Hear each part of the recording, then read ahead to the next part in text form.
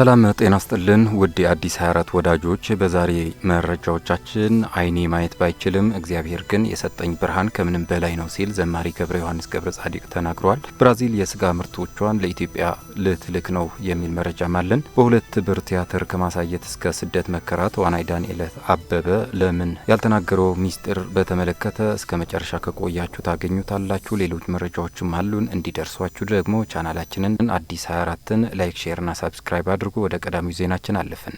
አይኔ ማየት ባይችልም እግዚአብሔር ግን የሰጠኝ ብርሃን ከምንም በላይ ነው። በቅርቡ ተወዳጁ ዘማሪ ገብረ ዮሐንስ ገብረ ጻዲቅ ያስተላለፈው የህይወት ተሞክሮ እውነትም የሁላችንም ልብ በሐሴት የሚሞላና የሚያስተምር ነው። በአንድ ቀን ወጣት አነሳሽነት መኪና እንዲገዛለት ለተደረገው አስገራሚ ዘመቻ ኦርቶዶክስ፣ ሙስሊም፣ ፕሮቴስታንት ሳይል በጋራ ለተባበረው ኢትዮጵያዊ ሁሉ ያቀረበው ከልብ የመነጨ ምስጋና የህዝባችን ውብ መስተሳሰብና አንድነት ቁልጭ አድርጎ የሚያሳይ ነበር። ከሁሉም በላይ ግን የሚያስገርመው ዘማሪው አመለካከት ነው። ማየት አለመቻሉን እንደ ጎደሎ ነገር ሳይሆን ፈጣሪውን በበለጠ የሚያስመሰግንበት መንገድ አድርጎ መውሰዱ፣ ስኬታማ የ20 ዓመት የትዳር ህይወቱ እንዲሁም በፊቱ ላይ የማይጠፋው ፈገግታ ከምሬት ይልቅ ምስጋና ምን ያህል ህይወት እንደሚያደምቅ ትልቅ ትምህርት ሰጥቶናል። ከክፋት ርቀን ባለን ነገር ማመስገን እንልመድ ብሏል ዘማሪው። እስከ ዛሬ ደግሞ እንደ ዘማሪ ገብሬ ባለን ነገር ፈጣሪ እያመሰገንን ቀናችንን እናሳልፍ። እናንተስ ከዚህ ድንቅ ሰው አመለካከት ምን ተማራችሁ? ሀሳባችሁን አጋሩን። ከመናኸሪያ ውጭ ከታሪፉ 4 እና 5 እጥፍ ተጨማሪ ክፍያ በሚጠይቁ አካላት ላይ ጉዳይ አሳሳቢ የሆነ ነው። የትንሣኤ በዓልን ምክንያት በማድረግ የትራንስፖርት ችግር እንዳይኖር ሰፊ ቅድመ ዝግጅት ማድረጉን የአማራ ክልል መንገድና ትራንስፖርት ቢሮ አስታውቋል።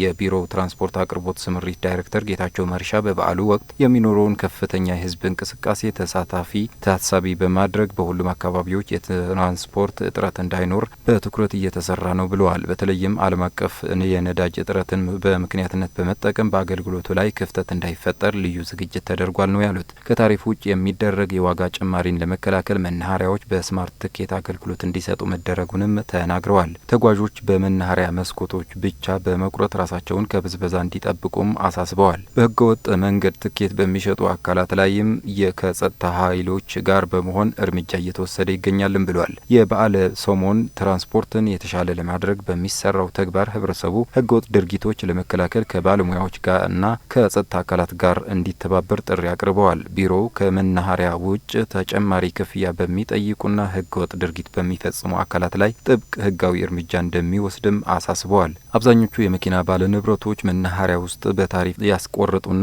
ከመናኸሪያ ከወጡ በኋላ ከታሪፍ በላይ ያስከፍሏቸዋል። ለምሳሌ ከባህር ዳር ደብረ ማርቆስ 2000 ብር፣ ከባህር ዳር ደብረ ታቦር 1700 ብር፣ ከባህር ዳር ጎንደር 2200 ብር፣ ከባህር ዳር ሞጣ 1500 ብር፣ ከባህር ዳር እንጅባራ 1300 ብር፣ ከባህር ዳር ወልዲያ 3000 ብር እያስከፈሉ ነው። በተቸገረው ማህበረሰብ ላይ ከፍተኛ ጉዳት እያደረሱ ነው ተብለዋል። አግባብነት የሌላቸው ህገወጥ ተግባራት በሚፈጽሙበትም ወቅት በነጻ የስልክ መስመር 923 ጥቆማ መስጠት እንደሚቻልም ተመላክተዋል። እስኪ እናንተ አካባቢ ከትራንስፖርት ችግሮች ጋር የታዘባችሁትን ሀሳብ አስተያየቶቹን አጋሩን። እስኪ ሌላ በ2 ብር በቲያትር ከማሳየት እስከ ስደት መከራ ተዋናይ ዳንኤል አበበ ለማንም ያልተነገረው ሚስጢር ነው። ከመርካቶ ተክለ ሃይማኖት እስከ ዱባይ በረሃ በ140 ብር ክፍያ በታላቁ ጤዛ ፊልም ላይ የታየውና ዛሬ በዩቲዩብ ፊልሞች የምናውቀው መምህርና ተዋናይ ዳንኤል አበበ ማንም የማያውቀውን የህይወት ፈተናውን በግልጽ ተናግረዋል።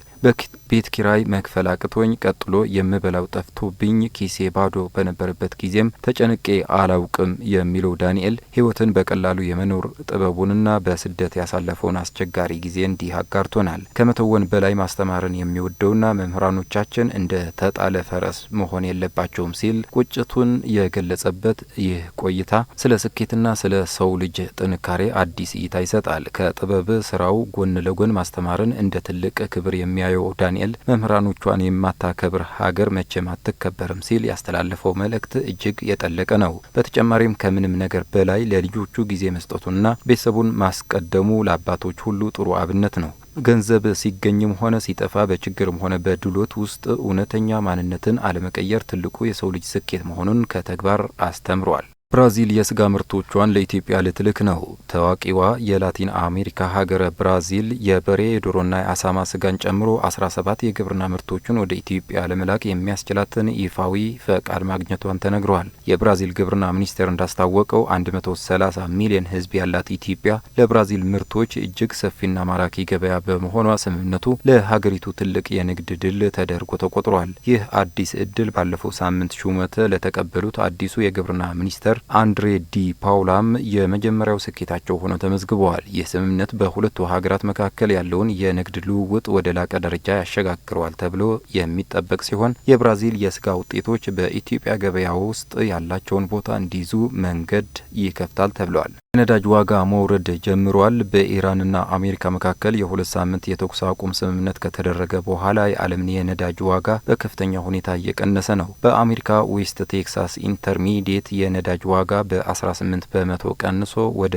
92.6 ዶላር ወርዷል። በተመሳሳይ የብሬንት ድፍድፍ ነዳጅ ዋጋ በበርሜል በ6% ቀንሶ 103.4 ዶላር ሆኗል። በቀጣይ የሆርሙዝ ሰርጥ ለሁሉም መርከቦች ተከፍቶ ነጻ ዝውውር ሲደረግ የነዳጅ ዋጋ ከዚህም ሊቀንስ እንደሚችል ይገመታል።